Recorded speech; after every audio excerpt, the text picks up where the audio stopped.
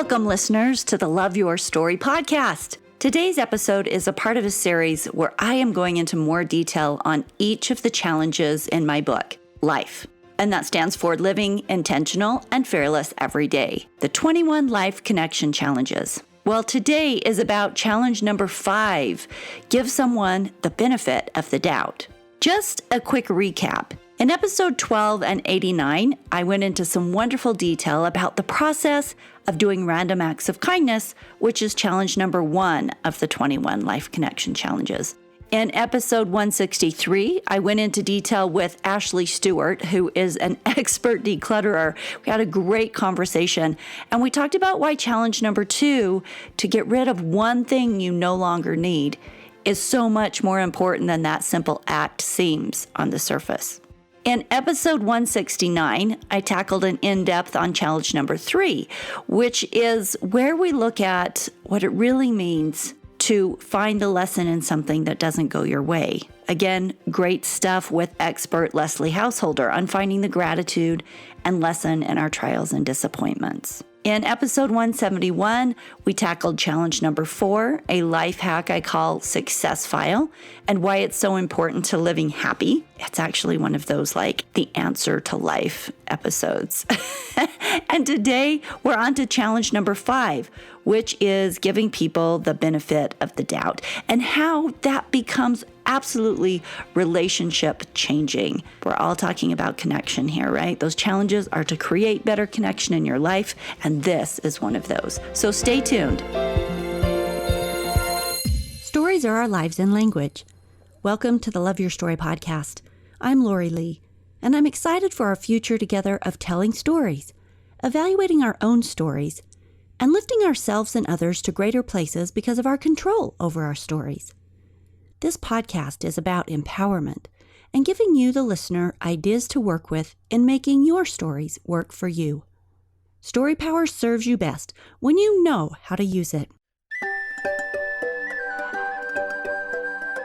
The reason that I am recapping these challenges and giving them each their own episode is about getting into more detail about why the challenge was included in the book in the first place, and to hear what experts have to say about the topic, to see what it looks like in real life. These 21 challenges are not just a random bunch of challenges that I chose and stuck together. They have been chosen for very specific reasons, and the shifts that they cause in our thinking and our lives and our relationships is what gave them the quality and character to be included. And that's what these episodes are about, is showing you, delving into detail about why each of these challenges is important. So let's jump right into challenge number 5. Giving someone the benefit of the doubt can actually be a lot easier than it sounds. But first, let's talk about what it is. The Urban Dictionary says to give someone the benefit of the doubt is to default to the belief that their intentions are honest and not assume malice when there is uncertainty or doubt surrounding the circumstances. Or in other words, to believe something good about someone rather than something bad when you have the possibility of doing either. The reason this challenge is included is because this one small decision can make a huge difference in your relationships, and the challenges are here to help you create that connection in your life. So here's just some quick, silly benefit of the doubt examples, but to give you an idea of what we're talking about. John didn't pay you back the $20 he owed you for lunch, but you're going to give him the benefit of the doubt that he simply forgot instead of that he's trying to rip you off. Jill is late, but there must be a good reason, and it's not just because she doesn't respect your time. Your spouse hasn't done what they agreed to do, but before getting upset, you decide to talk to them about it. Something probably got in the way, something that makes sense.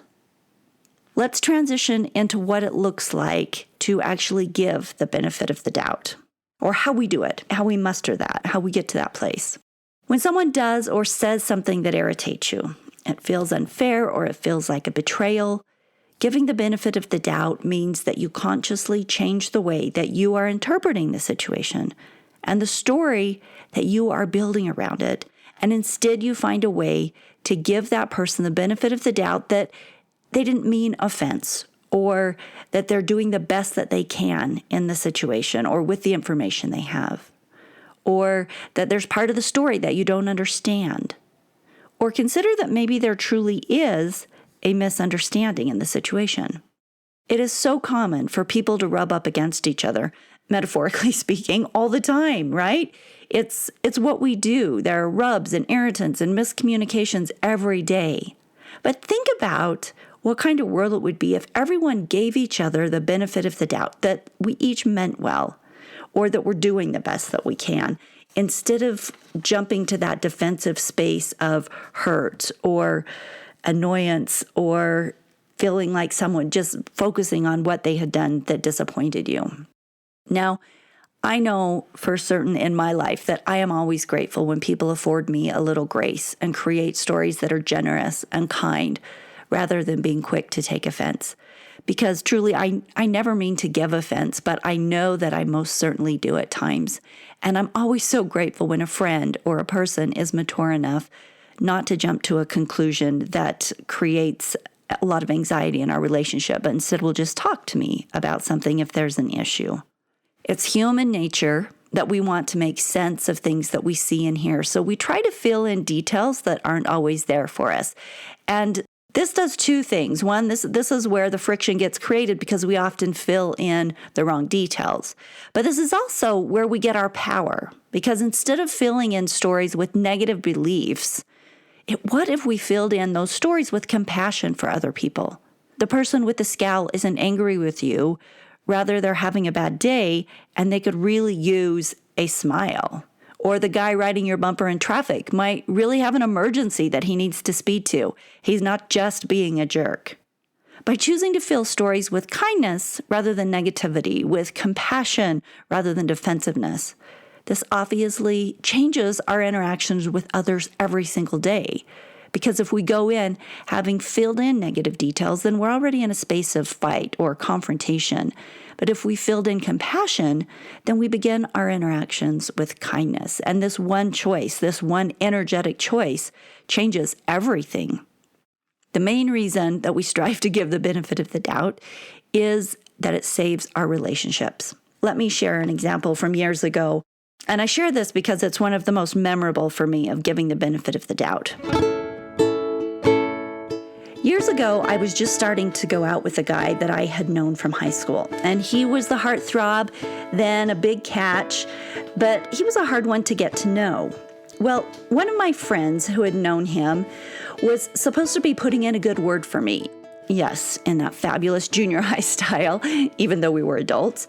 But every time I spoke with her about it, if she'd had that conversation with him, she would just put me off and no, she hadn't, and no, she didn't. And I was really hurt by her lack of support because we had been good friends for decades, and I had supported her with many relationship things, and I couldn't figure out why she would tell me one thing and then act differently, and I couldn't figure out why she didn't have my back on this when she totally could, why she would act like she was on board, and I felt this sense of betrayal, and if I'm honest about it, I felt like she was really letting me down when I felt like she could have been a help to me, and on something so simple that really was no skin off her back. Well, after a few weeks of this, I realized that my feelings toward her were really changing. I wasn't feeling like she was a good friend. I wasn't feeling like I could trust her to have my back. And, I was confused. I was confused at her lack of action. But I also realized that it was a real crossroads moment. And I recognized that if I didn't come up with a way to give her the benefit of the doubt, I would be forfeiting the friendship. That's how my feelings were really affected by this. So I made the conscious choice. I made the conscious choice to create a reality in my own head that allowed for her to have whatever issues she had, that allowed for her own potential jealousy, that allowed for her inability to be straight with me. And it allowed for her just to be wholly who she was, with issues and choices and just the whole package, whatever it was, just because that's what friends do. And this choice to do this, to not have to have the answers, but to give her the benefit of the doubt that she was doing what she could do, all things considered, it allowed me to continue my friendship with her, which I have never regretted. Boots on the ground, Giving the benefit of the doubt saves relationships. It creates less stress, and it generates better feelings in our own hearts.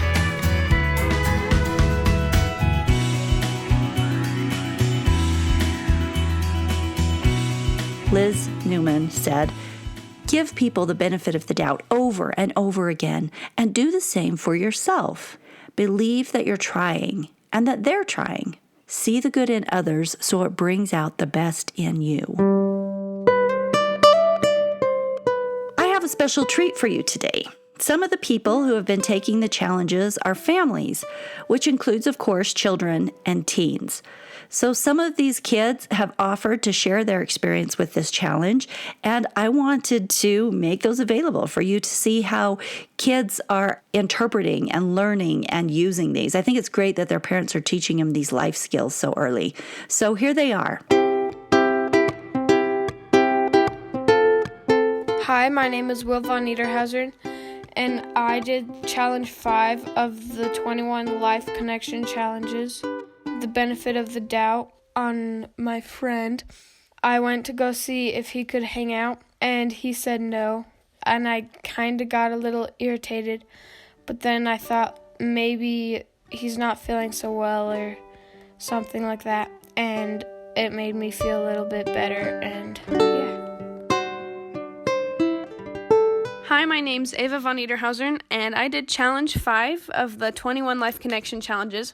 And I gave my friend the benefit of the doubt because he wasn't really texting me a lot. And I would text him, and it would take him a really long time to respond to me. And it kind of got to the point where I was like, I wasn't mad at him, but I was just like, I was starting to wonder why isn't he responding back to me? But then it came to my mind, like, well, maybe he's busy or maybe he's dealing with some stuff in his life.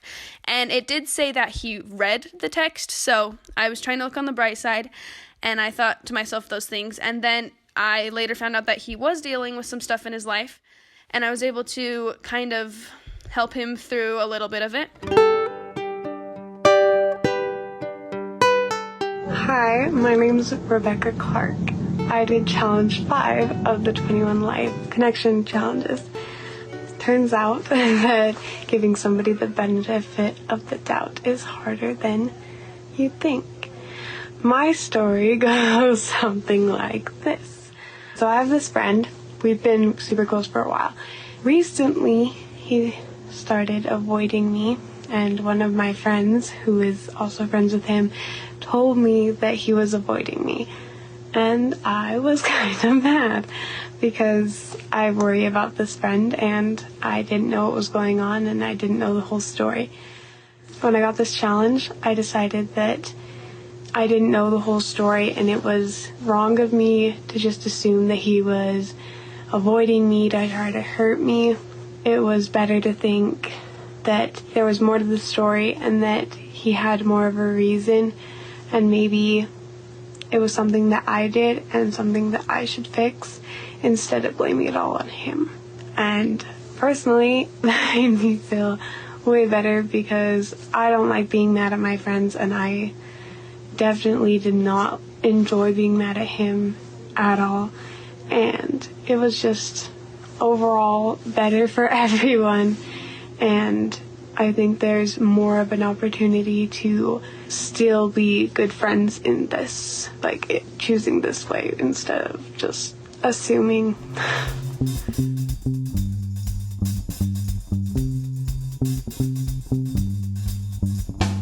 Okay, as we close up, quick recap. Giving the benefit of the doubt does primarily 3 things. 1, it saves your relationships. 2, it creates less stress for you. 3, it changes the energy at which you approach people, which changes outcomes for the better. Your challenge this week is to keep this top of mind and to practice giving the benefit of the doubt at every turn. And I would love to hear from you about your experience with this. So email me at LoriJlee, LORIJLEE, @msn.com with challenge number 5 in the subject line. And you can do this at home with family members, with people across the board in your life. So there's lots of opportunity to use it and to practice. And if you want your own copy of the 21 Life Connection Challenges, you can hop on Amazon or hit up loveyourstorypodcast.com website. There's a link there to Amazon to get your own copy. And the nice thing about this is you have all of the challenges in the book, but it's also set up as a workbook. So at the end of each challenge, there's a space for you to write out your experience, to contemplate and reconsider what happened to you during your challenge. And I really like that. That's a big part of learning and implementing the challenges into your way of being. We will see you in 2 weeks for our next episode. Have a great time out there creating wonderful stories, better relationships by giving people the benefit of the doubt.